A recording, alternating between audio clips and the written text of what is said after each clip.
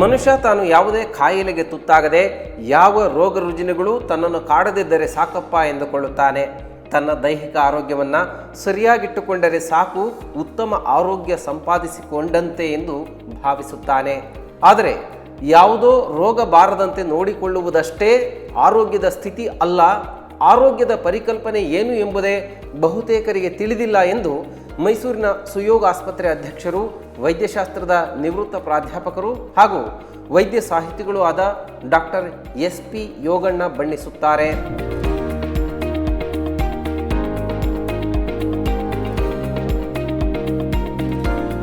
ನಿಜವಾದ ಆರೋಗ್ಯ ಎಂದರೇನು ಎಂದು ಪರಿಚಯಿಸಿಕೊಡುವ ಡಾಕ್ಟರ್ SP ಯೋಗಣ್ಣ ಅವರು ಈ ಕ್ಷೇತ್ರದಲ್ಲಿ ಸಾಕಷ್ಟು ಕೆಲಸ ಕಾರ್ಯಗಳನ್ನು ಮಾಡಿದ್ದಾರೆ. ಹಾಗಾದರೆ ಬನ್ನಿ ಡಾಕ್ಟರ್ SP ಯೋಗಣ್ಣ ಅವರ ಪರಿಚಯವನ್ನು ಮಾಡಿಕೊಳ್ಳೋಣ.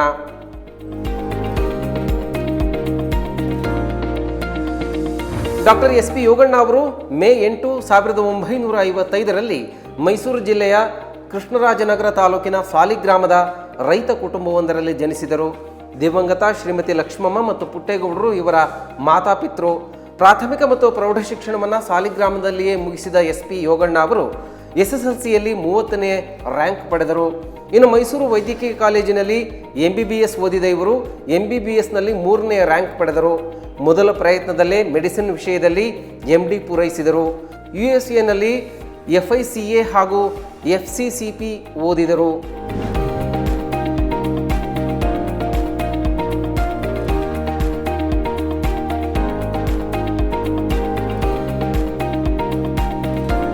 ಡಾಕ್ಟರ್ SP ಯೋಗಣ್ಣ ಅವರ ವೃತ್ತಿ ಜೀವನವನ್ನು ನೋಡೋದಾದರೆ ಇವರು ಶೈಕ್ಷಣಿಕ ಕ್ಷೇತ್ರದಲ್ಲೂ ಕಾರ್ಯನಿರ್ವಹಿಸಿದ್ದಾರೆ. ಆರೋಗ್ಯ ಮತ್ತು ಕುಟುಂಬ ಕಲ್ಯಾಣ ಇಲಾಖೆಯಲ್ಲಿ ಸಹಾಯಕ ಶಸ್ತ್ರಕ್ರಿಯಾ ತಜ್ಞರಾಗಿ, ಮೈಸೂರಿನ MMC ಮತ್ತು RIನಲ್ಲಿ ವೈದ್ಯಶಾಸ್ತ್ರದ ಪ್ರಾಧ್ಯಾಪಕರಾಗಿ, ಮೈಸೂರಿನ ಸರ್ಕಾರಿ ಯೋಗ ಮತ್ತು ನೈಸರ್ಗಿಕ ಚಿಕಿತ್ಸೆ ಮಹಾವಿದ್ಯಾಲಯದಲ್ಲಿ ಸಂದರ್ಶಕ ಪ್ರಾಧ್ಯಾಪಕರಾಗಿ ಸೇವೆಯನ್ನು ಸಲ್ಲಿಸಿದ್ದಾರೆ. ಇನ್ನು ಮೈಸೂರಿನ KR ಆಸ್ಪತ್ರೆಯ ತಜ್ಞ ವೈದ್ಯರಾಗಿ, ಆರೋಗ್ಯ ಯೋಗ ವೈದ್ಯಕೀಯ ಸಲಹಾ ಕೇಂದ್ರದಲ್ಲಿ ಸಲಹಾ ವೈದ್ಯ ತಜ್ಞರು ಮತ್ತು ಹೃದ್ರೋಗ ತಜ್ಞರಾಗಿ, ಸುಯೋಗ ಆಸ್ಪತ್ರೆಯ ವೈದ್ಯ ತಜ್ಞರು ಹಾಗೂ ಹೃದ್ರೋಗ ತಜ್ಞರಾಗಿ ಇವರು ನಿರ್ವಹಿಸಿದ ಹಾಗೂ ನಿರ್ವಹಿಸುತ್ತಿರುವ ವೃತ್ತಿ ಕಾರ್ಯಗಳು ಪ್ರಶಂಸನೀಯವಾಗಿವೆ.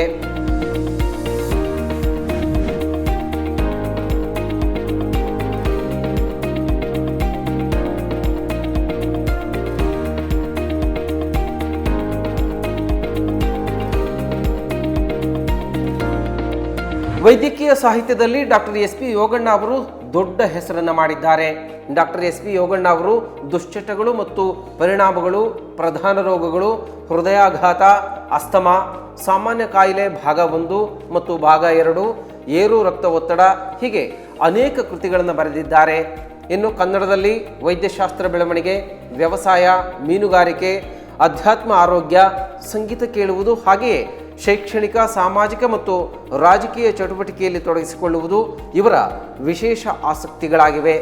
1999ರಿಂದ 2008ರವರೆಗೆ ರಾಜಕೀಯ ಕ್ಷೇತ್ರದಲ್ಲಿ ಸಕ್ರಿಯವಾಗಿ ತೊಡಗಿಸಿಕೊಂಡಿದ್ದ ಡಾಕ್ಟರ್ SP ಯೋಗಣ್ಣ ಅವರು 2008ರ ಕೃಷ್ಣರಾಜನಗರ ವಿಧಾನಸಭೆ ಚುನಾವಣೆಗೆ ಸ್ಪರ್ಧಿಸಿ ಪರಾಜಿತಗೊಂಡ ಬಳಿಕ ರಾಜಕೀಯ ಕ್ಷೇತ್ರದಿಂದ ನಿವೃತ್ತಿ ಪಡೆದಿದ್ದಾರೆ.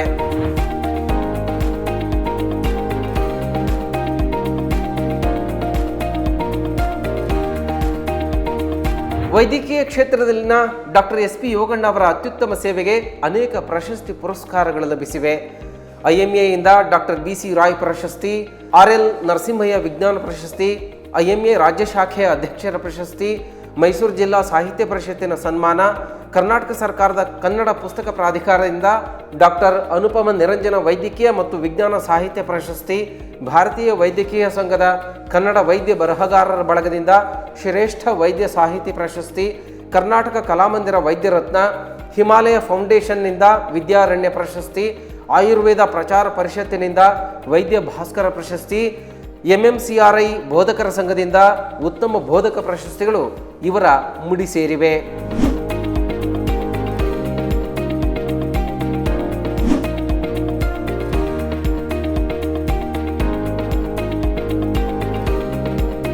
ಡಾಕ್ಟರ್ SP ಯೋಗಣ್ಣ ಅವರು ಅನೇಕ ಜವಾಬ್ದಾರಿ ಸ್ಥಾನಗಳನ್ನು ಅಲಂಕರಿಸಿದ್ದಾರೆ.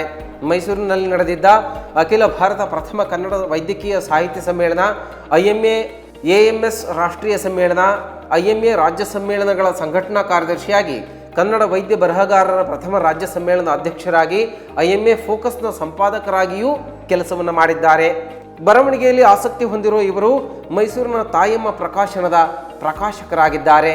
ಆಕಾಶವಾಣಿ, ದೂರದರ್ಶನಗಳಲ್ಲಿ ಆರೋಗ್ಯ ವಿಚಾರದ ಭಾಷಣಗಳು, ಪತ್ರಿಕೆಗಳಲ್ಲಿ ಆರೋಗ್ಯ ಲೇಖನಗಳು, ವೈದ್ಯಕೀಯ ಅಂಕಣ ಬರಹಗಳನ್ನು ಪ್ರಕಟಿಸಿದ್ದಾರೆ.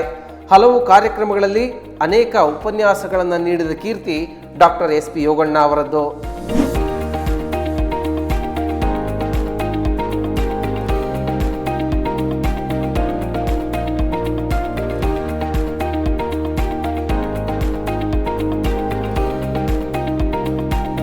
ಮೈಸೂರಿನ ಸುಯೋಗ್ ಆಸ್ಪತ್ರೆ, ಸುಯೋಗ್ ನರ್ಸಿಂಗ್ ಕಾಲೇಜು ಮತ್ತು Suyog institute of allied medical science, ಆರೋಗ್ಯ ಯೋಗ ಸಂಸ್ಥೆ, Suyog diabetics health club, Suyog ಶಿಕ್ಷಣ ಸಂಸ್ಥೆಗಳು ಡಾಕ್ಟರ್ SP ಯೋಗಣ್ಣ ಅವರು ಸ್ವಯಂ ಸ್ಥಾಪಿಸಿದ ಸಂಸ್ಥೆಗಳಾಗಿವೆ. ಹೀಗೆ ವೈದ್ಯಕೀಯ ಕ್ಷೇತ್ರದಲ್ಲಿ ಡಾಕ್ಟರ್ SP ಯೋಗಣ್ಣ ಅವರ ಸೇವೆ, ಕೆಲಸ ಕಾರ್ಯಗಳು, ಜವಾಬ್ದಾರಿಗಳು ಅತ್ಯುತ್ತಮದಿಂದ ಕೂಡಿವೆ.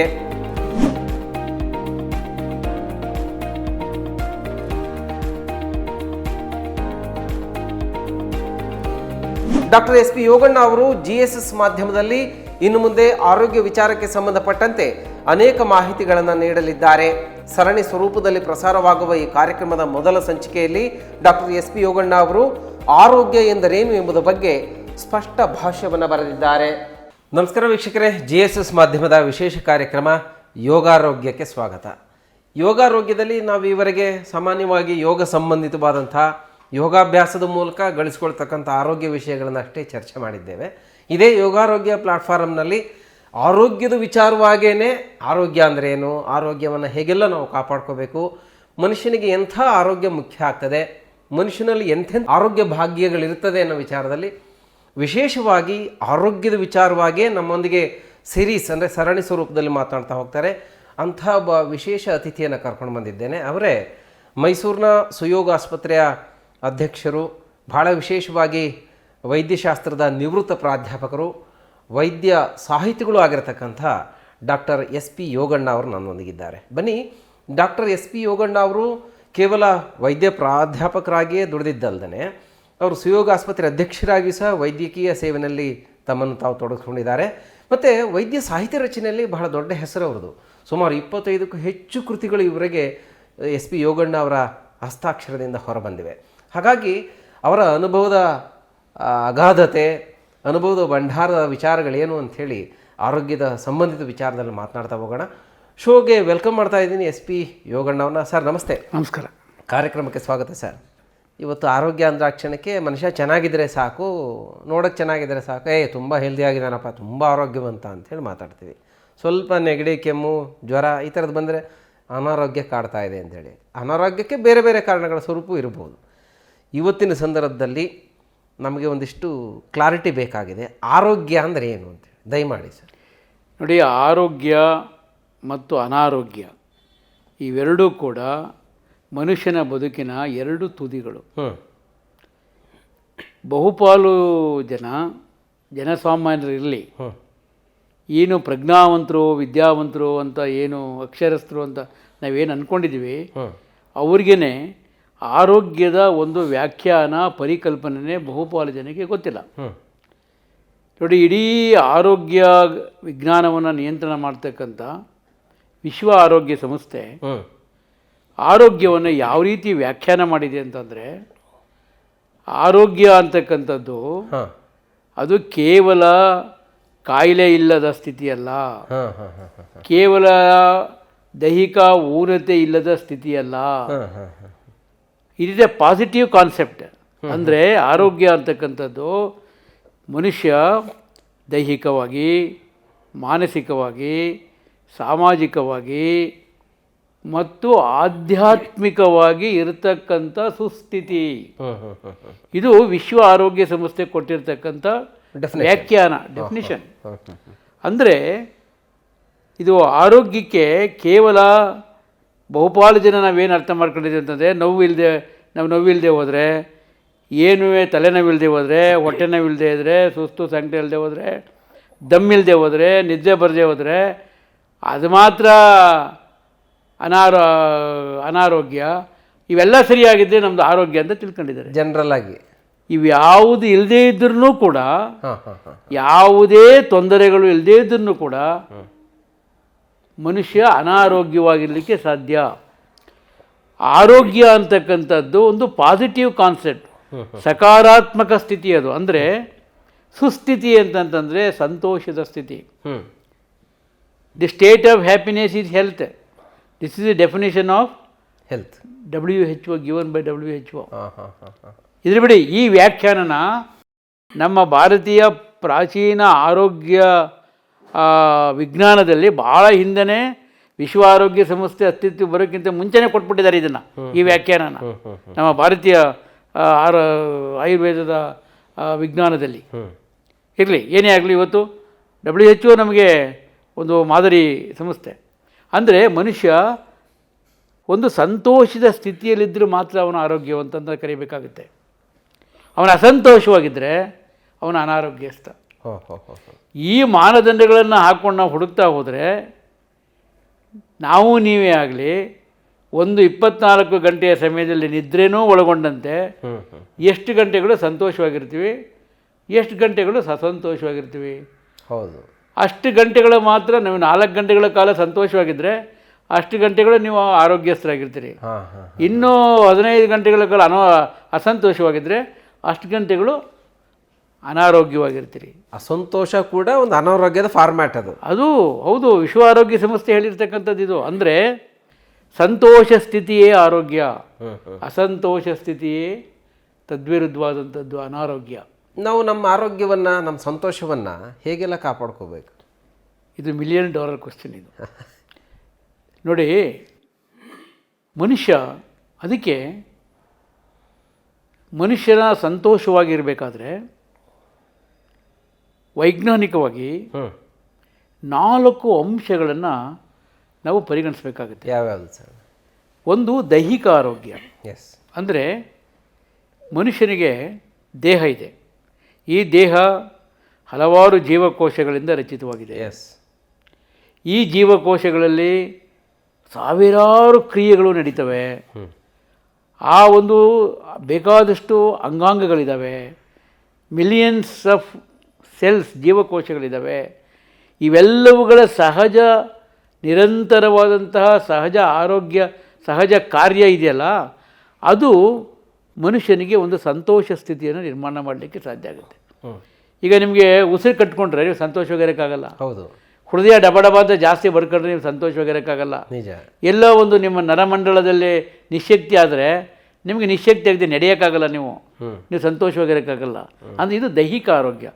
ಮನುಷ್ಯನಿಗೆ ಮನುಷ್ಯನ ದೇಹ, ಅವನ ಅಂಗಾಂಗಗಳು, ಹೃದಯ, ಮೆದುಳು, ಮೂತ್ರಜನಕ ಅಂಗ, ಸಂತಾನೋತ್ಪತ್ತಿ ಅಂಗಾಂಗಗಳು, ಲೈಂಗಿಕ ಅಂಗಾಂಗಗಳು, ಇವೆಲ್ಲವೂ ಕೂಡ ಸಹಜ ರೀತಿಯಲ್ಲಿ ಕಾರ್ಯನಿರ್ವಹಣೆ ಮಾಡಬೇಕು. ಮನುಷ್ಯನ ತನ್ನ ಎತ್ತರಕ್ಕೆ ಅನುಗುಣವಾಗಿ ದೇಹದ ತೂಕವನ್ನು ಇಟ್ಕೊಳ್ಬೇಕು. ಒಂದು ಸದೃಢವಾದಂತಹ ದೇಹದ ರಚನೆಯನ್ನು ಇಟ್ಕೊಳ್ಬೇಕು. ಸೊ ದೇಹದ ತೂಕವನ್ನು, ಅವನ ಎತ್ತರಕ್ಕೆ ಅನುಗುಣವಾದಂಥ ದೇಹದ ತೂಕ, ಬಾಡಿ ಮಸಲ್ ಇಂಡೆಕ್ಸ್ ಅಂತ ಹೇಳ್ತೀವಿ ನಾವು. ಅಂದರೆ ಎತ್ತರ ಮತ್ತು ತೂಕದ ಒಂದು ಅನುಪಾತ ಇದೆಯಲ್ಲ, ಇದನ್ನು ಕರೆಕ್ಟಾಗಿ ಇಟ್ಕೋಬೇಕು. ಆಮೇಲೆ ಅವನ ಹೊಟ್ಟೆಯ ಸುತ್ತಳತೆ ಇದೆಯಲ್ಲ, ಕುಂಡಿಯ ಸುತ್ತಳತೆ ಮತ್ತು ಹೊಟ್ಟೆಯ ಸುತ್ತಳತೆಗಳ ಅನುಪಾತ 0.1 ಇರಬೇಕು. ಸೊ ನಿಮ್ಮ ಎಲ್ಲ ದೇಹದ ಅಂಗಾಂಗಗಳು ಚೆನ್ನಾಗಿ ಕೆಲಸ ಮಾಡ್ತಾಯಿದ್ರೆ ಇದು ಒಂದು ಫ್ಯಾಕ್ಟರ್ ನೀವು ಸಂತೋಷವಾಗಿನ ಇಡಲಿಕ್ಕೆ, ಆರೋಗ್ಯವಾಗಿರಲಿಕ್ಕೆ. ಸೃಷ್ಟಿಕರ್ತ ಮನುಷ್ಯನಲ್ಲಿ 2 ಭಾವನೆಗಳನ್ನು ಸೃಷ್ಟಿ ಮಾಡಿದ, ಒಂದು ಸಂತೋಷ, ಇನ್ನೊಂದು ಅಸಂತೋಷ. ನೀವು ಅಬ್ಸರ್ವ್ ಮಾಡಿ, ಇವೆರಡೇ ಇರೋದು ಮನುಷ್ಯನಿಗೆ. ನೀವು ಯಾವಾಗ ಅಸಂತೋಷವಾಗಿರ್ತೀರೋ, ನಿಮಗೆ ಏನು ಬೇಕು ಬೇಡವುಗಳ ಏನು ನಿರೀಕ್ಷೆ ಇದೆಯಲ್ಲ, ಅವುಗಳ ನಡುವೆ ಅವುಗಳಿಗೆ ಅನುಗುಣವಾಗಿ ನಿಮಗೆ ಸಂತೋಷ ಅಸಂತೋಷದ ಸ್ಥಿತಿ ಜಾಸ್ತಿ ಆಗ್ತಾ ಇರುತ್ತೆ. ಸೊ ಇವೆಲ್ಲ ಈ ಸಂತೋಷದ ಸ್ಥಿತಿ ಇರಬೇಕು ಅಂತಂದರೆ ಒಂದು ನೀವು ದೈಹಿಕವಾಗಿ ನೀವು ಆರೋಗ್ಯವಾಗಿರಬೇಕು. ನಂತರ ಮಾನಸಿಕವಾಗಿ ಆರೋಗ್ಯವಾಗಿರಬೇಕು. ನೋಡಿ, ಮನುಷ್ಯ, man is defined as a composite of body, mind and ಸೋಲ್.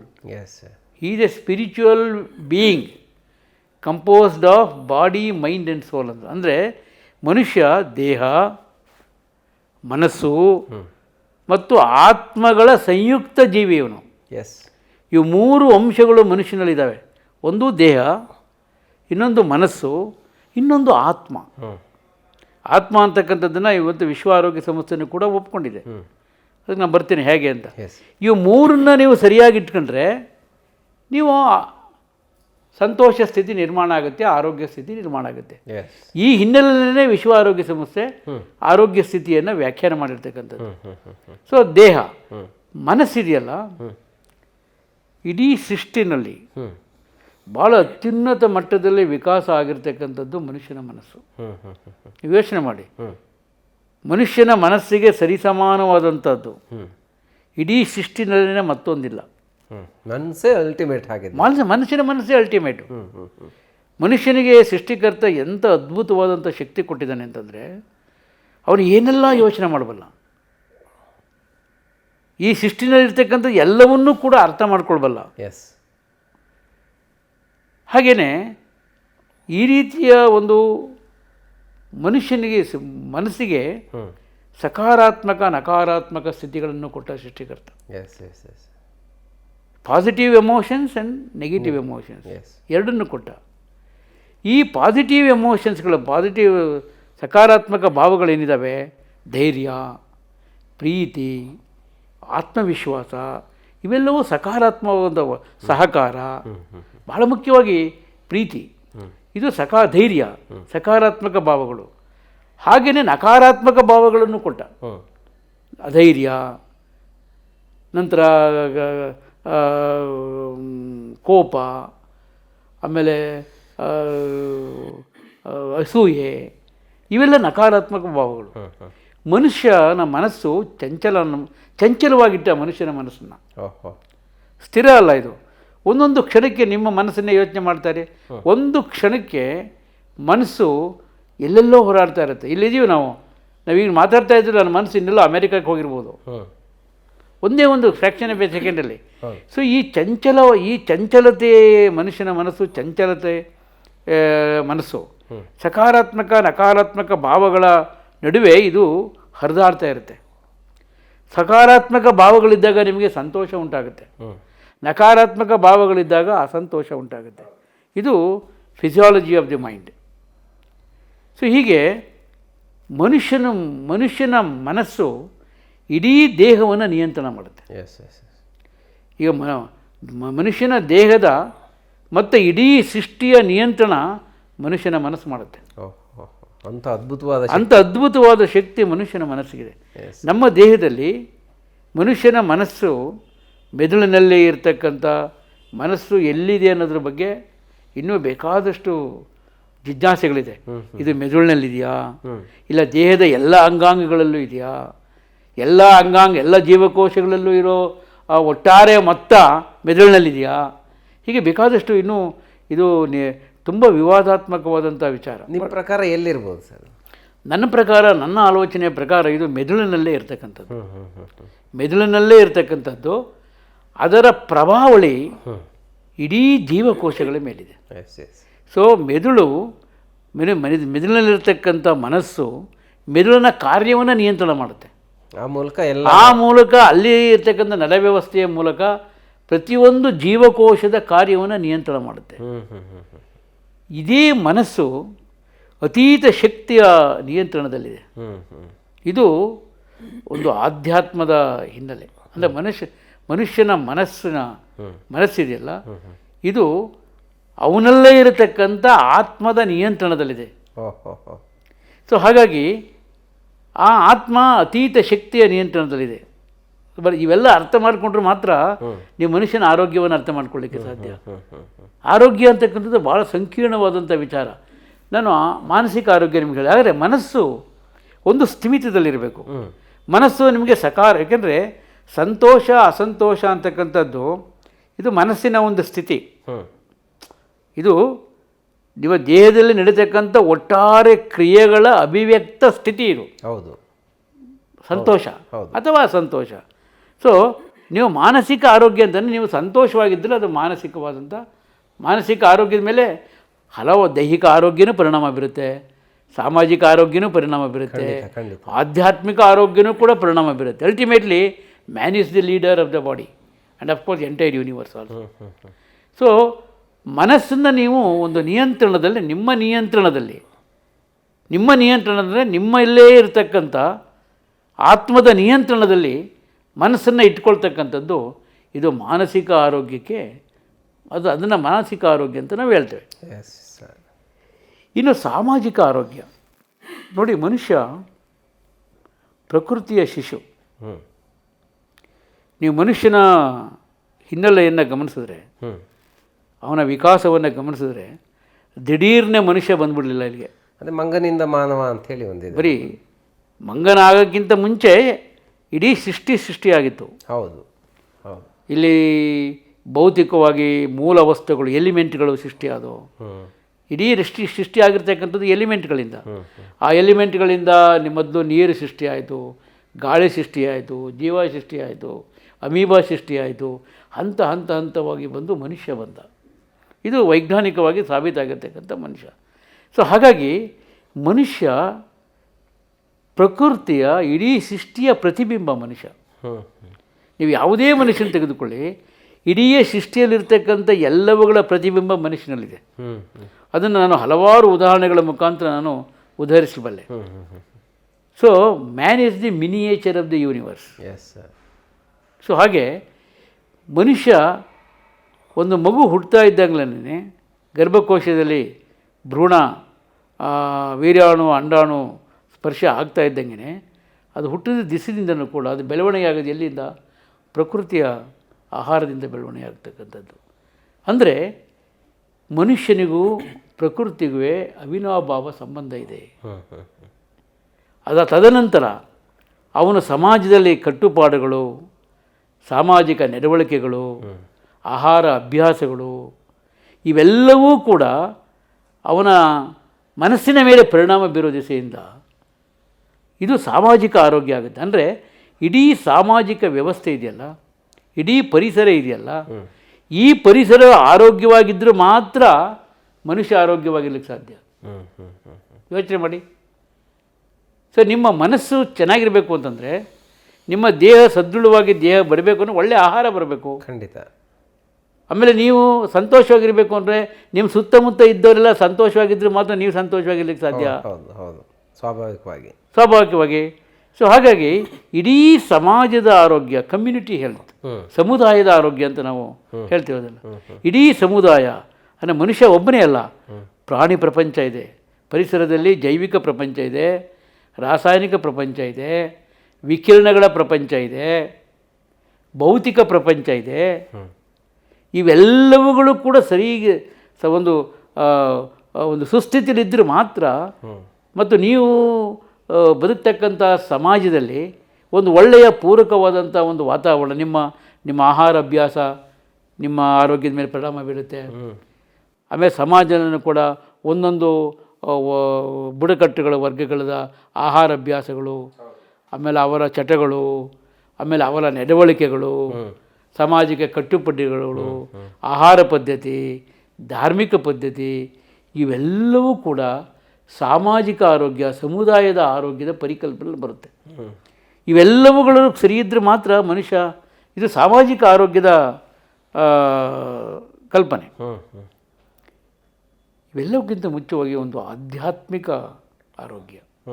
ಏನಿದು ಆಧ್ಯಾತ್ಮಿಕ ಆರೋಗ್ಯ ಅಂದರೆ ಏನು? ಬಹಳ ಹೆಮ್ಮೆ ಪಡಬೇಕಾದಂಥ ವಿಚಾರದಲ್ಲಿ ಇವತ್ತು ವಿಶ್ವ ಆರೋಗ್ಯ ಸಂಸ್ಥೆ ಆಧ್ಯಾತ್ಮಿಕ ಆರೋಗ್ಯವನ್ನು ಒಪ್ಪಿಕೊಂಡು ಆರೋಗ್ಯದ ಡೆಫಿನಿಷನಲ್ಲಿ ಸೇರಿಸಿದೆ. 1972 ವಿಶ್ವ ಆರೋಗ್ಯ ಸಂಸ್ಥೆ ಅಸ್ತಿತ್ವಕ್ಕೆ ಬಂತು ಜಿನೋವಾದಲ್ಲಿ. ಆದರೆ ಅದಕ್ಕಿಂತ ಮುಂಚೆನೇ ನಮ್ಮ ಪ್ರಾಚೀನ 5000 ವರ್ಷಗಳ ಹಿಂದೆಯೇ ನಮ್ಮ ಪ್ರಾಚೀನ ವೈದ್ಯ ವಿಜ್ಞಾನ ಸಾಹಿತ್ಯ ಏನಿದೆ, ನಮ್ಮ ಭಾರತೀಯ ಪ್ರಾಚೀನ, ಅಲ್ಲಿ ಆಧ್ಯಾತ್ಮಿಕ ಆರೋಗ್ಯದ ಕಲ್ಪನೆಯನ್ನು ಅಂದೇ ಸೇರಿಸಿದ್ದಾರೆ. ಅದು ವೇದಗಳಲ್ಲಾಗ್ಬೋದು, ಉಪನಿಷತ್ತುಗಳಾಗ್ಬೋದು, ಪತಂಜಲಿಯ ಯೋಗ ಆಗ್ಬೋದು, ಇವೆಲ್ಲವುಗಳು ಅಂದರೆ ಇಡೀ ಪ್ರಪಂಚಕ್ಕೆ ಆಧ್ಯಾತ್ಮಿಕ ಆರೋಗ್ಯದ ಒಂದು ವಸ್ತುನಿಷ್ಠತೆಯ ವೈಜ್ಞಾನಿಕ ದೃಷ್ಟಿಕೋನವನ್ನು ಮೊಟ್ಟ ಮೊದಲಿಗೆ ಕೊಟ್ಟಂಥದ್ದು ನಮ್ಮ ಈ ದೇಶ ಭಾರತ. ಇದು ಭಾಳ ಹೆಮ್ಮೆಯ ವಿಚಾರ. ಇದು ಏನು ಆಧ್ಯಾತ್ಮ ಅಂದರೆ ಏನು?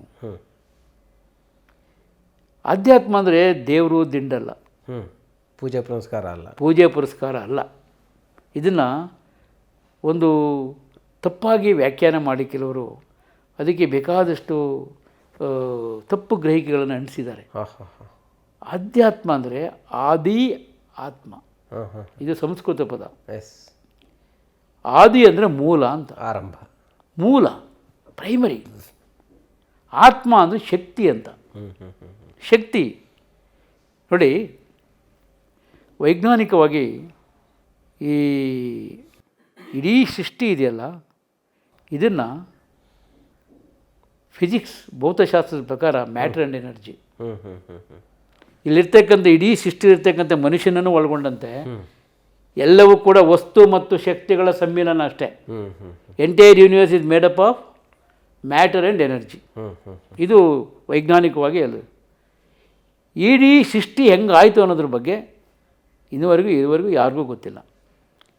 ಆದರೆ ನಮ್ಮ ವೇದ ಉಪನಿಷತ್ತು ಇಲ್ಲೆಲ್ಲ ಇಡೀ ಸೃಷ್ಟಿ ಹೇಗಾಯಿತು ಅನ್ನೋದ್ರ ಬಗ್ಗೆ ಭಾಳ ಚೆನ್ನಾಗಿ ವ್ಯಾಖ್ಯಾನಗಳನ್ನು ಮಾಡಿದ್ದಾರೆ. ಅದಕ್ಕೆ ಹೋಗೋದು ಬೇಡ ನಾವು. ನಾನು ವೈಜ್ಞಾನಿಕವಾಗಿ, ಯಾಕೆಂದರೆ ಇವತ್ತೆಲ್ಲ ಸೈನ್ಸು ಇವತ್ತಿನ ಇದು ಎವಿಡೆನ್ಸ್ ಕೇಳುತ್ತೆ. ಹೌದು. ಸೊ ಇವತ್ತು ವೈಜ್ಞಾನಿಕವಾಗಿ ಬಿಗ್ ಬ್ಯಾಂಗ್ ಥಿಯರಿ ಅಂತ ಒಂದು ಇವತ್ತು ಇಡೀ ಎಲ್ಲರೂ ಕೂಡ ಒಪ್ಕೊಂಡಿರ್ತಕ್ಕಂಥದ್ದು. ಅಂದರೆ ಇಡೀ ಸೃಷ್ಟಿ ಆಗಿದ್ದು ಹೆಂಗಪ್ಪ ಅಂತಂದರೆ, ಒಂದು ದೊಡ್ಡ ಮ್ಯಾಟರ್ ಇತ್ತು, ಒಂದು ದೊಡ್ಡ ಎನರ್ಜಿ ಇತ್ತು, ಅವೆರಡೂ ಕೂಡ ಕೊಲ್ಯೂಷನ್ ಆಯಿತು. ಸೊ ಎನರ್ಜಿ ಹೋಗಿ ಮ್ಯಾಟ್ರಿಗೆ ಸೇರ್ಕತ್ತು, ಅವೆಲ್ಲ ಒಡೆದು ಎಲ್ಲ ಚೂರಾದೋ. ಪ್ರತಿಯೊಂದು ಚೂರು ಕೂಡ ತನ್ನ ವಿಕಾಸ ಹಾದಿನಲ್ಲಿ ಯಾವಾಗ ಆಯ್ತಾ ಬಂದು ಇವತ್ತು ಇಡೀ ಸೃಷ್ಟಿಯಲ್ಲಿ ಇವತ್ತು ಈ ಸ್ಟೇಜ್ ಆಫ್ ಸೃಷ್ಟಿ ಏನಿದೆ, ಇದು ಆ ಹಿಂದಿನಿಂದ ವಿಕಾಸ ಆಗಿ ಬಂದಿರತಕ್ಕಂಥ ಏನು ಅಣುಗಳು, ಆ ಪಾರ್ಟಿಕಲ್ಗಳು ಏನಿದ್ದಾವೆ, ಅವುಗಳ ವಿಕಾಸಿತ ಸ್ಥಿತಿ ಇದು. ವಿಕಾಸಿತ ರೂಪ ಅಂತ, ವಿಕಾಸಿತ ರೂಪ ಇವು. ಇದು ಇವತ್ತು ಎಲ್ಲವೂ ವೈಜ್ಞಾನಿಕವಾಗಿ ಒಪ್ಕೊಂಡಿರ್ತಕ್ಕಂಥ ಇದು. ಯಾವುದೋ ಹಂತದಲ್ಲಿ ಒಂದು ಮನುಷ್ಯ ಬಂದ ಅಂತ ಅಂದರೆ ಇವೆಲ್ಲವುಗಳಂದರೆ ಶಕ್ತಿ ಮತ್ತು ವಸ್ತು. ಒಂದು ವಸ್ತು ಇದೆ, ವಸ್ತುಗೆ ರೂಪ ಇದೆ, ಶಕ್ತಿಗೆ ರೂಪ ಇಲ್ಲ. ಶಕ್ತಿನ ನೀವೇನಿದ್ರೂ ಅದರ ಪರಿಣಾಮದಿಂದ ನೀವು ಕಾಣಬೇಕೇ ವಿನ ಕಣ್ಣು ಕಾಣಲ್ಲ ಶಕ್ತಿ. ನಿಜ. ಈಗ ಇಲ್ಲಿ ವಿದ್ಯುತ್ ಇದೆ ಅಂತಂದರೆ ಆ ಲೈಟ್ ಇದೆ ಅನ್ನೋದ್ರಿಂದ ವಿದ್ಯುತ್ ಇದೆ ಅಂತ ಹೇಳ್ತೀವಿ. ಅದು ಕೈ ಕೊಟ್ಟು ನೋಡಬೇಕು, ಕಣ್ಣು ಕಾಣಲ್ಲ ಶಕ್ತಿ, ಕಣ್ಣು ಕಾಣಲ್ಲ. ಕೆಲವರು ಅದಕ್ಕೆ ನೀವು ಕೇಳ್ತಾರೆ ಆತ್ಮ ಎಲ್ಲಿ ತೋರಿಸಿ ಅಂತ. ಎಲ್ಲಿ ತೋರಿಸಿ? ಕಣ್ಣಿಗೆ ತೋರಿಸಿ, ನೀವು ಲ್ಯಾಬ್ರೇಟ್ರಿಲಿ ತೋರಿಸಿ ಅಂತ ಹೇಳ್ತಾರೆ ಆತ್ಮನ. ಹಾಗೆಯೇ ಮನುಷ್ಯನ ದೇಹ ಇದೆಯಲ್ಲ, ಇದು ಕೂಡ ಒಂದು ವಿಕಾಸ ಕ್ರಿಯೆಯಲ್ಲಿ ಬಂದಿರತಕ್ಕಂಥ. ನಮ್ಮಮ್ಮ ಈ ದೇಹ ಕೊಟ್ಟಿರ್ಬೋದು, ಅವ್ರಿಗೆ ಇನ್ನೊಬ್ಬರು ಕೊಟ್ಟಿದ್ದಾರೆ.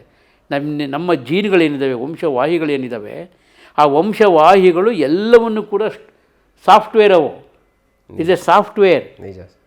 ಪ್ರತಿಯೊಬ್ಬ ಮನುಷ್ಯನ, ಪ್ರತಿಯೊಬ್ಬ ವ್ಯಕ್ತಿಯ ದೇಹ ಅಥವಾ ಮನಸ್ಸು ಅಥವಾ ಅವನಲ್ಲಿರ್ತಕ್ಕಂಥ ಶಕ್ತಿ, ಆತ್ಮ ಅಂದರೆ ಅವನಲ್ಲಿರ್ತಕ್ಕಂಥ ಶಕ್ತಿನೇ ಆತ್ಮ.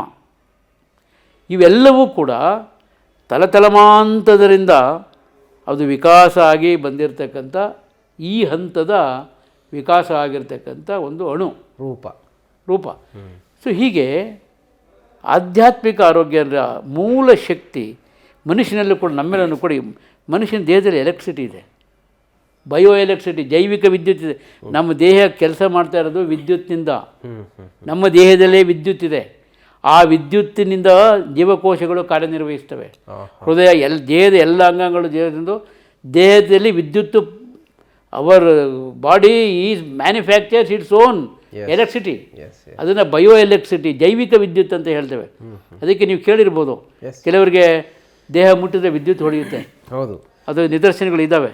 ಸೊ ಅದು ಕೆಲವರಿಗೆ ಅಪರೂಪವಾಗಿ ಅದು ತುಂಬ ಎಕ್ಸೆಸ್ ಆದರೆ ಅವ್ರ ದೇಹ ಮುಟ್ಟಿದ್ರೆ ಕೂಡ ವಿದ್ಯುತ್. ನಮ್ಮೆಲ್ಲೂ ಕೂಡ ವಿದ್ಯುತ್ ಇದೆ. ಈ ವಿದ್ಯುತ್ ಎಲ್ಲಿಂದ? ಇದೇ ಶಕ್ತಿ. ಈ ಶಕ್ತಿ ಎಲ್ಲಿಂದ ಬಂತು? ಈ ಶಕ್ತಿ ನಾವು ಪರಿಸರದಲ್ಲಿ ತಿಂತಕ್ಕಂಥ ಆಹಾರದಿಂದ ಬಂತು. ಅದಾಗೋದು. ಸೊ ಆ ಶಕ್ತಿಯ ಮೂಲ ಶಕ್ತಿಯ ಇದಿದೆಯಲ್ಲ, ಅದರ ಆ ಒಂದು ಶಕ್ತಿ ಇದು ಇವತ್ತಿನ ಶಕ್ತಿಯಲ್ಲ ಅಲ್ಲಿರ್ತಕ್ಕಂಥದ್ದು ನಿಮ್ಮ ತಲೆಮಾರಿನಿಂದ ಎವಾಲ್ಯೂಷನ್ ಆಗಿ ಬಂದಿರತಕ್ಕಂಥದ್ದು. ಸೊ ಅಂದರೆ ಈ ಮೂಲ ಶಕ್ತಿ ಎಲ್ಲಿಂದ ಬಂತು ಅಂತಂತಂದರೆ, ನೀವು ಹಿಂದಕ್ಕೆ ಹೋದರೆ ಈ ಮೂಲ ಶಕ್ತಿಯ ವಿಕಾಸ ಆಯ್ತಲ್ಲ, ಆ ಶಕ್ತಿಯ ಅಣು ಇಲ್ಲಿದೆ. ಅಂದರೆ ಈ ಪ್ರಪಂಚದಲ್ಲಿರ್ತಕ್ಕಂಥ ಎಲ್ಲವುಗಳ ಶಕ್ತಿಗಳ ಒಂದು ಕ್ವಾಂಟಮ್ ಫಿಸಿಕ್ಸು ಪ್ರಕಾರ ನೀವೆಲ್ಲ ಶಕ್ತಿಗಳನ್ನು ಕೂಡ ಒಂದು ಕಡೆ ಹಾಕಿಬಿಟ್ರೆ it forms a cosmic energy, ವಿಶ್ವಶಕ್ತಿ ಆಗುತ್ತೆ. ಆ ವಿಶ್ವಶಕ್ತಿಯ ಅಣು ನನ್ನಲ್ಲಿದೆ, ಅದೇ ಆತ್ಮ. An atom of universal energy in you is ಆತ್ಮ, ಸೋಲ್. ಅದು ಇದು ದೊಡ್ಡ ವ್ಯಾಖ್ಯಾನ ಅದೇನಪ್ಪ ಅಂದರೆ ನಮ್ಮಲ್ಲಿ ಏನು ಬಯೋ ಎಲೆಕ್ಟ್ರಿಸಿಟಿ ಇದೆ, ಈ ಬಯೋ ಎಲೆಕ್ಟ್ರಿಸಿಟಿ ನೀವು ಮನುಷ್ಯ ಸಾಯ್ತಾನಲ್ಲ, ಸತ್ತಾಗ ಆ ಬಯೋ ಎಲೆಕ್ಟ್ರಿಸಿಟಿ ಹೊರಗಡೆ ಬಂದ್ಬಿಡುತ್ತೆ. ಅದಕ್ಕೆ ಆತ್ಮಕ್ಕೆ ಸಾವಿಲ್ಲ ಅಂತ ಹೇಳ್ತಕ್ಕಂಥದ್ದು. ಹೌದು. ನಾವು ಈ ಏನು ಸಾವು ಉಂಟಾದಾಗ ನಮ್ಮಲ್ಲಿರ್ತಕ್ಕಂಥ ಬಯೋ ಎಲೆಕ್ಟ್ರಿಸಿಟಿ ಅದು ಹೊರಗಡೆ ಬಂದುಬಿಡುತ್ತೆ. ಈಗ energy can neither be destroyed not be created, it can only be transform from one form to other. ಅದನ್ನು ಭಗವದ್ಗೀತೆಯಲ್ಲಿ ಭಾಳ ಚೆನ್ನಾಗಿ ಹೇಳಿದ್ದಾರೆ. ಸೊ ಹಾಗೆ ಅದಕ್ಕೆ ಆತ್ಮಕ್ಕೆ ಸಾವಿಲ್ಲ, ಅದು ಹೊರಗಡೆ ಬಂದುಬಿಡುತ್ತೆ ಅಂತ ಬಿಡಿ, ಅದು ಬೇರೆ ವ್ಯಾಖ್ಯಾನ. ಸೊ ಆಧ್ಯಾತ್ಮಿಕ ಆರೋಗ್ಯ ಅಂತಂದರೆ ನೀನು ಈ ಎಲ್ಲ ಕಾಸ್ಮಿಕ್ ಎನರ್ಜಿ ಮನುಷ್ಯನ ದೇಹದಲ್ಲಿ ಎಲ್ಲ ಪೂರ್ವ ನಿಗದಿತವಾಗಿ ನಡೀತವೆ. ಅದಕ್ಕೆ ಬೇಕಾದಷ್ಟು ಎಕ್ಸಾಂಪಲ್ ಕೊಡ್ಬೋದು. ನೀವು ಆಹಾರ ತಿಂತಾ ಇದ್ದಂಗೆ ಜೊಲ್ಲು ರಸ ಪ್ರಾರಂಭ ಆಗುತ್ತೆ. ಜೊಲ್ಲು ರಸ ಇಲ್ಲಿ ಪ್ರಾರಂಭ ಆಯ್ತಾ ಇದ್ದಂಗೆ ಜಠರದ ರಸ ಪ್ರಾರಂಭ ಆಗುತ್ತೆ. ಆಹಾರ ಬಿದ್ದ ತಕ್ಷಣ ಏನು ರಾಸಾಯನಿಕ ಕ್ರಿಯೆಗಳಾಗಬೇಕು ಅದು ಶುರುವಾಗುತ್ತೆ. ಇನ್ನೆಲ್ಲ ಚೈನ್ ಆಫ್ ರಿಯಾಕ್ಷನ್ ಶುರುವಾಗ್ಬಿಡ್ತವೆ. ಸೊ ಮನುಷ್ಯನ ಹೃದಯದ ಬಡಿತ ಆಗ್ಬೋದು, ಆಮೇಲೆ ಮೆದುಳಿನ ಕಾರ್ಯಗಳಾಗ್ಬೋದು, ಇವೆಲ್ಲವೂ ಕೂಡ ಕಂಪ್ಯೂಟರೈಸ್ಡ್, ಗಣಕೀಕೃತವಾಗಿ ಯಾರೋ ಇವರದನ್ನೆಲ್ಲ ಎಲ್ಲ ಕಾರ್ಯಗಳನ್ನು ಗಣಕೀಕೃತವಾಗಿ ಒಂದು ವ್ಯವಸ್ಥಿತ ರೀತಿಯಲ್ಲಿ ನಿಯಂತ್ರಣ ಮಾಡ್ತಕ್ಕಂಥ ಒಂದು ಶಕ್ತಿ ನಿಮ್ಮೆಲ್ಲೇ ಇದೆ, ಅದೇ ಆತ್ಮ. ಆ ಆತ್ಮ ಅತೀತ ಶಕ್ತಿಯ ನಿಯಂತ್ರಣದಲ್ಲಿದೆ. ಅತೀತ ಶಕ್ತಿಯ ನಿಯಂತ್ರಣ ಅಂತಂದರೆ ಈ ಬಿಗ್ ಬ್ಯಾಂಗ್ ಥಿಯರಿ ಪ್ರಕಾರ ಕಾಸ್ಮಿಕ್ ಎನರ್ಜಿ. ಆ ಅತೀತ ಶಕ್ತಿಯ ಹೇಗೆ ಮೊಬೈಲ್ ಟವರ್ ಇರುತ್ತೆ, ಸಿಮ್ ಇದರಲ್ಲಿರುತ್ತೆ, ಹ್ಯಾಂಡ್ಸೆಟ್ಟಲ್ಲಿರುತ್ತೆ, ಅದು ಆಫ್ ಆದ ತಕ್ಷಣ ಇದು ಆಫ್ ಆಗಿ ಹೋಗುತ್ತೆ. ಸೊ ಹೀಗೆ ಈ ಏನು ಮೊಬೈಲ್ನ ಸಿಮ್ ಇದೆಯಲ್ಲ, ಆ ರೀತಿ ನಮ್ಮೆಲ್ಲೂ ಒಂದು ಸಿಮ್ ಇದೆ, ಅದು ಆತ್ಮ. ಏನು ಮೊಬೈಲ್ ಟವರ್ ಏನಿದೆ ಅತೀತ ಶಕ್ತಿ, ನೀವು ಅದನ್ನು ದೇವರು ಅಂತಾರೂ ಕರೀರಿ, ಟ್ರಾನ್ಸೆಂಡೆಂಟಲ್ ಎನರ್ಜಿ ಅಂತಾರೂ ಕರೀರಿ, ಒಂದು ಅತೀತ ಶಕ್ತಿಯ ನಿಯಂತ್ರಣದಲ್ಲಿ ನೀವಿದ್ದೀರಿ ಅನ್ನೋದಕ್ಕೆ ಬೇಕಾದಷ್ಟು ವೈಜ್ಞಾನಿಕವಾದಂಥ ಉದಾಹರಣೆಗಳನ್ನು ಕೊಟ್ಟು ನಾನು ಎಲ್ಲ ಪುಸ್ತಕ ಬರೆದಿದ್ದೀನಿ ನಾನು. ಸೊ ಇದನ್ನು ಬೇಕಾದಷ್ಟು ಜನ ಈಗೆಲ್ಲ ಒಪ್ಕೊಳ್ತಾ ಇದ್ದಾರೆ. ಇರಲಿ, ಇದು ಆಧ್ಯಾತ್ಮಿಕ ಆರೋಗ್ಯ ಅಂತಂದರೆ ಆ ಶಕ್ತಿನ ನಿಯಂತ್ರಣದಲ್ಲಿ ಇಟ್ಕೊಳ್ಳೋದು ಹೇಗೆ. ಇದು ಈ ಶಕ್ತಿ ಮನಸ್ಸಿನ ಅಧೀನದಲ್ಲಿದೆ. ನಮ್ಮಲ್ಲಿರ್ತಕ್ಕಂಥ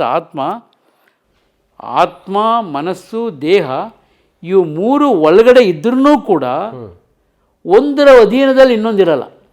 ಸೃಷ್ಟಿಕರ್ತ ಜಾತಿಗೆ ಹಿಂಗೆ ಮಾಡೋದನ್ನ ಗೊತ್ತಿಲ್ಲ. ಸೊ ಹಾಗಾಗಿ ಆಧ್ಯಾತ್ಮಿಕ ಆರೋಗ್ಯ ಅಂತಂದರೆ ನಿಮ್ಮೆಲ್ಲೇ ಇರತಕ್ಕಂಥ ಆತ್ಮ ಏನಿದೆ, ವಿಶ್ವಶಕ್ತಿಯ ಅಣು ನಿಮ್ಮಲ್ಲಿ ಏನಿದೆ, ಅದನ್ನು ಪ್ರಚೋದಿಸಿಕೊಂಡು ನಿಮ್ಮ ಮನಸ್ಸನ್ನು ನಿಯಂತ್ರಣ ಮಾಡಿಕೊಂಡು ನಿಮ್ಮ ದೇಹವನ್ನು ನಿಮ್ಮ ನಿಯಂತ್ರಣಕ್ಕೆ ಮೊದಲು ತೆಗೆದುಕೊಂಡು ನಂತರ ಅದನ್ನು ಅತೀತ ಶಕ್ತಿಯ ಅಧೀನಕ್ಕೆ ತರ್ತಕ್ಕಂಥದ್ದೇ ಆಧ್ಯಾತ್ಮಿಕ ಆರೋಗ್ಯ. ಆಧ್ಯಾತ್ಮಿಕ ಆರೋಗ್ಯ ಹೀಗಾದಾಗ ಮನುಷ್ಯನ ದೇಹದಲ್ಲಿರ್ತಕ್ಕಂಥ ಇಲ್ಲೂ ಕೂಡ ಜೈವಿಕ ಶಕ್ತಿಗಳಿದ್ದಾವೆ. ಈಗ ನೋಡಿ, ನಾವು ಉಸಿರಾಡ್ತಾ ಇದ್ದೀವಿ, ಇದು ಕೈನೆಟಿಕ್ ಎನರ್ಜಿ. ಇಲ್ಲಿ ನಮ್ಮ ಏನು ಎಲೆಕ್ಟ್ರಿಕಲ್ ಎನರ್ಜಿ ಅಂತ ಏನು ಹೇಳಿದೆ, ಅದು ಕೂಡ ಬೇರೆ ಬೇರೆ ಎನರ್ಜಿಗಳಾಗಿ ರೂಪಾಂತರ ಆಗುತ್ತೆ ಮನುಷ್ಯನಲ್ಲಿ. ಈಗ ನೋಡಿ, ಲೈಂಗಿಕ ರಿಪ್ರೊಡಕ್ಟಿವ್ ಎನರ್ಜಿ, ಅದು ಕೂಡ ಒಂದು ಶಕ್ತಿಯ ರೂಪಾಂತರ. ಅದು ಒಂದು ಇನ್ನೊಂದು ಜೀವವನ್ನು ಹುಟ್ಟಿಸ್ತಕ್ಕಂಥ ಶಕ್ತಿ ಇದೆಯಲ್ಲ, it's also N energy, reproductive energy. So ಹೀಗೆ ಮನುಷ್ಯನ ದೇಹದಲ್ಲೂ ಕೂಡ ಒಂದು ಚಲನಾ ಶಕ್ತಿಗಳಿದ್ದಾವೆ, ಆಮೇಲೆ ರಾಸಾಯನಿಕ ಶಕ್ತಿಗಳಿದ್ದಾವೆ, ಬೇಕಾದಷ್ಟು ಜೈವಿಕ ಶಕ್ತಿಗಳಿದ್ದಾವೆ ಮನುಷ್ಯನಲ್ಲಿ. ಇವೆಲ್ಲವೂ ಕೂಡ ಮೂಲ ಆತ್ಮದ ಅಣುವಿನ ಅಧೀನದಲ್ಲಿರ್ತವೆ. ಸೊ ಇವೆಲ್ಲವನ್ನು ಕೂಡ ನೀವು ನಿಯಂತ್ರಣ ಮಾಡ್ಕೊಳ್ಳೋದು ಹೇಗೆ? ಮನಸ್ಸಿನ ಮುಖಾಂತರನೇ ಆಗಬೇಕು. ಹೌದು ಹೌದು. ಮನಸ್ಸಿಗೆ ಆ ಶಕ್ತಿ ಇದೆ. ನೀವು ಮನಸ್ಸಿನ ಮೂಲಕ ನಮ್ಮಲ್ಲೇ ಇರತಕ್ಕಂಥ ಆ ಆತ್ಮ ಏನಿದೆ ಅತೀತ ಶಕ್ತಿ, ಅದನ್ನು ನಿಯಂತ್ರಣ ಮಾಡಿಕೊಂಡು ಆತ್ಮ ದೇಹ ಮತ್ತು ಮನಸ್ಸುಗಳ ಬೇಗ ಸಂಯೋಜನೆ ಮಾಡ್ಕೊಂಡ್ರೆ ನಿರಂತರ ಸಂತೋಷ ಉಂಟಾಗುತ್ತೆ. ಆರೋಗ್ಯ ಅಂತಲೂ ನಿರಂತರವಾಗಿ ಸಂತೋಷ ಆಗುತ್ತೆ. ಅಂದರೆ ಆಧ್ಯಾತ್ಮಿಕ ಆರೋಗ್ಯ ಆ ಒಂದು ಇಡೀ ಸೃಷ್ಟಿನೇ ಒಂದು ಅಂತಕ್ಕಂಥ ನೋಡ್ತಕ್ಕಂಥ ಇಡೀ ಸೃಷ್ಟಿಯ ಪ್ರತಿಬಿಂಬ ನಾನು. ನನ್ನಲ್ಲಿ ಎಲ್ಲವೂ ಇದೆ, ಎಲ್ಲವೂ ನನ್ನಲ್ಲಿವೆ, ಎಲ್ಲವುಗಳ ಅಳಿವು ನನ್ನ ಅಳಿವಿದೆ, ನನ್ನ ಉಳಿವಿನಿಂದ ಬೇರೆಯವರ ಅಳಿವಿದೆ. ಈ ಒಂದು ಫಿಲಸಾಫಿಕಲ್ ವಿಶ್ವ ಪ್ರಜ್ಞೆ ಯಾವಾಗ ನಿಮಗೆ ಆಧ್ಯಾತ್ಮಿಕವಾಗಿ ಈ ಒಂದು ವಿಜ್ಞಾನ ನೀವು ಅರ್ಥ ಮಾಡ್ಕೊಳ್ತೀರೋ ನಿಮಗೆ ವಿಶ್ವ ಪ್ರಜ್ಞೆ ಉಂಟಾಗುತ್ತೆ. ಎಲ್ಲರಲ್ಲೂ ನಾನಿದ್ದೇನೆ. ಇದು ಬೇಕಾದಷ್ಟು ನಾವು ಸಾಹಿತ್ಯದಲ್ಲಿ ಅದನ್ನು ನೋಡಿದ್ದೆ. ನಮ್ಮೆಲ್ಲ ಬೇಕಾದಷ್ಟು ಸಾಧುರು ಸಂತರು ಇವೆಲ್ಲ ಹೇಳಿದ್ದಾರೆ. ಅದರಲ್ಲಿ ವಿಜ್ಞಾನ ಇದೆ ಅದು.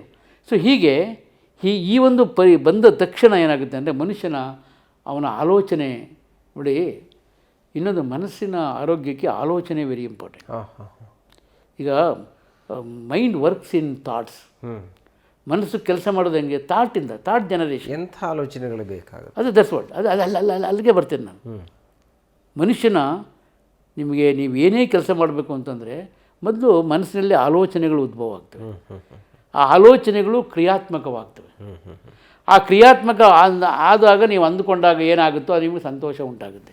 ಅಂದರೆ ಸಂತೋಷದ ಮೂಲ ಏನೂ ಆಲೋಚನೆಗಳು ಇಲ್ಲದೆ ಹೋದರೆ ನಿರಂತರವಾಗಿ ನೀವು ಸಂತೋಷವಾಗಿ ಇರ್ತೀರಿ. ನಿಮ್ಮ ಮನಸ್ಸಲ್ಲಿ ಈಗ ಆಧ್ಯಾತ್ಮದ ಉತ್ತಂಗ ಸ್ಥಿತಿ ಏನು ಅಂತಂದರೆ ನಿಮ್ಮ ಮನಸ್ಸನ್ನು ಆಲೋಚನಾರಹಿತ ಮಾಡ್ತಕ್ಕಂಥದ್ದು ಸಂಪೂರ್ಣವಾಗಿ. ಯೋಚನೆ ಮಾಡಬಾರ್ದು. Make it thoughtless. ಅದು ಲೌಕಿಕವಾಗಿ ಸಾಧ್ಯ ಇಲ್ಲ. ಲೌಕಿಕವಾಗಿ ಸಾಧ್ಯ ಇಲ್ಲ. ಒಂದು ಅಲೌಕಿಕವಾದ ಸ್ಥಿತಿ ಹೋದಂಥವ್ರು ಈಗ ರಾಮಕೃಷ್ಣ ಪರಮಹಂಸರಾಗ್ಬೋದು, ಸ್ವಾಮಿ ವಿವೇಕಾನಂದರಾಗ್ಬೋದು, ಅಥವಾ ವಿನೋದ ಭಾವೆಯವರಾಗ್ಬೋದು, ರಮಣ ಮಹರ್ಷಿಗಳಿದ್ದರು. ಹೌದು. ಇದು ನಮ್ಮಲ್ಲಿ ಆಧ್ಯಾತ್ಮಿಕ ಆರೋಗ್ಯದ ಒಂದು ಉತ್ಕೃಷ್ಟ ಹಂತವನ್ನು ತಲುಪಿದಂಥವರು ಭಾರತದಲ್ಲಿದ್ದಂಗಿನೆಲ್ಲೂ ಇಲ್ಲ. ನಾನು ಇಡೀ ಪ್ರಪಂಚದ ಸಾಹಿತ್ಯವನ್ನು ಓದಿದ್ದೇನೆ, ಚರ್ಚೆ ಮಾಡಿದ್ದೇನೆ. ಇಂಥ ಮಹನೀಯರು ನೀವು ಇನ್ನೆಲ್ಲೂ ಸಿಗಲ್ಲ. ಆಧ್ಯಾತ್ಮಿಕ ಆರೋಗ್ಯದ ಉತ್ತಂಗ ಶಿಖರವನ್ನು ಏರಿದಂಥವರು. ಅಂದರೆ ಮನಸ್ಸನ್ನು ಸಂಪೂರ್ಣವಾಗಿ ಥಾಟ್ಲೆಸ್ ಮಾಡಿ, ನೀವು ಮನುಷ್ಯನ ಸಂಪೂರ್ಣ ಥಾಟ್ಲೆಸ್ ಮಾಡಿಬಿಟ್ರೆ ಆವಾಗ ನಿಮ್ಮೆಲ್ಲಿರೋ ಆತ್ಮ ಮೇಲು ಸ್ತರಕ್ಕೆ ಬಂದುಬಿಡುತ್ತೆ. ಮೇಲು ಸ್ತರಕ್ಕೆ ಬಂದಾಗ ಅಲ್ಲಿ ಏನಿದ್ರು ಸಂತೋಷನೇ. ಅಸಂತೋಷ ಅನ್ನೋದು ಇಲ್ಲಕ್ಕೆ ಇಲ್ಲ. ಅಲ್ಲಿ ಸಂತೋಷ ಅಸಂತೋಷಕ್ಕೆ ಕಾರಣ ಆಗಿರೋದು ಯಾವುದೋ ಮನಸ್ಸು, ಆಲೋಚನೆಗಳು.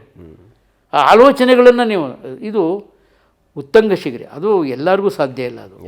ಆದರೆ ಲೌಕಿಕ ಬದುಕಿನಲ್ಲಿ ನೀವು ಸಂತೋಷವಾಗಿರಬೇಕು ಅಂತಂದರೆ ಎಂತಹ ಆಲೋಚನೆಗಳನ್ನು ನಾವು ಮೈಗೂಡಿಸ್ಕೋಬೇಕು, ಬರೋಂಗೆ ಮಾಡ್ಕೋಬೇಕು. ನೋಡಿ, ಆಲೋಚನೆಗಳಿಗೆ ಪರಿಸರ ತುಂಬ ಪ್ರಭಾವ ಬೀರುತ್ತೆ. ಹೌದು. ಸುತ್ತಮುತ್ತ ಹೇಗೆ ನಿಮ್ಮ ಜೀನ್ ವಂಶವಾಹಿನಿಗಳು, ಏಕೆಂದರೆ ಆ ವಂಶವಾಹಿನಿಗಳು ಕೂಡ ಕೆಲಸ ಮಾಡ್ತದೆ, ಬಹಳ ಮುಖ್ಯವಾಗಿ ಕೆಲಸ ಮಾಡುತ್ತೆ. ವಂಶವಾಹಿಗಳು ನೀವೆಲ್ಲ ಪೂರ್ವ ನಿಗದಿತ ಅಂತಂತ ಹೇಳಲಿಕ್ಕೆ ವಂಶವಾಹಿನಿಗಳ ಕಾರ್ಯಗಳೇ ಪೂರ್ವ ನಿಗದಿತ ಅವೆಲ್ಲ. ಸೊ ನಮ್ಮ ವಂಶಸ್ಥರಲ್ಲಿ ಏನೇನು ಗುಣಗಳಿದೆ ಅವೆಲ್ಲವನ್ನು ನಮ್ಮಲ್ಲಿ ಕಾಣ್ತೀವಿ.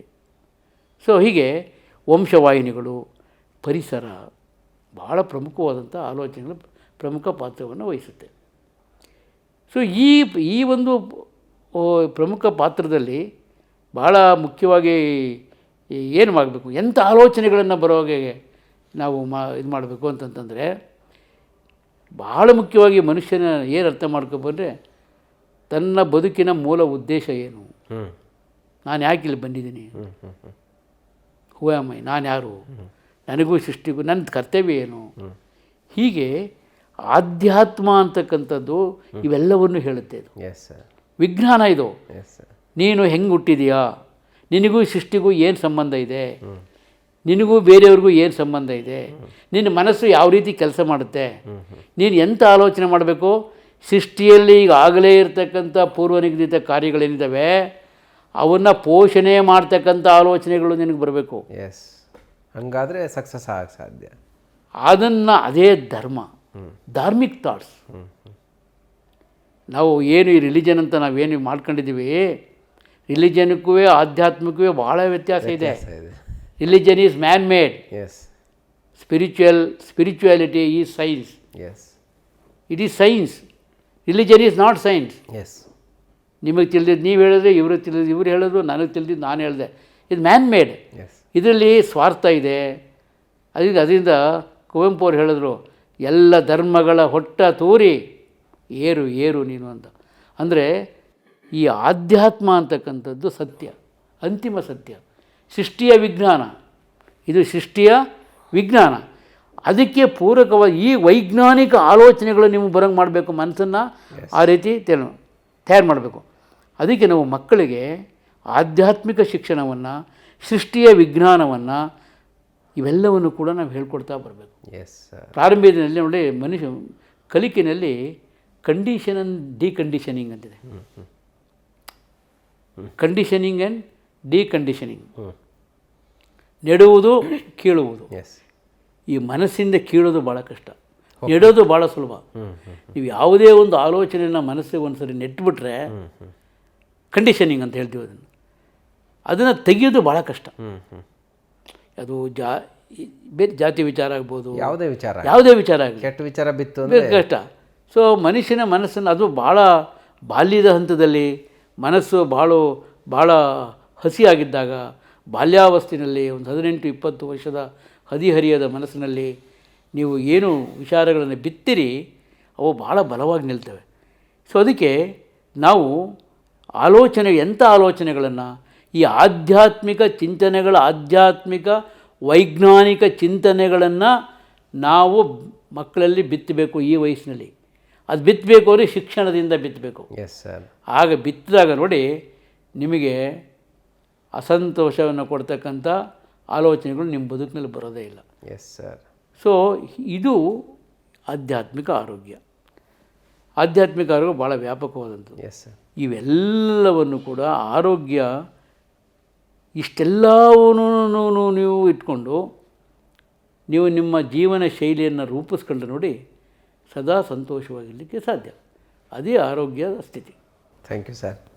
ಒಬ್ಬ ಮನುಷ್ಯನಿಗೆ ಎಂಥ ಆರೋಗ್ಯ ಬೇಕು, ಭಾಳ ಮುಖ್ಯವಾಗಿ ಸಂತೋಷವಾಗಿರಬೇಕು ಅಂದರೆ, ಸಂತೋಷ ಮತ್ತು ಅಸಂತೋಷ ಎರಡರ ನಡುವಿನ ವ್ಯತ್ಯಾಸಗಳು.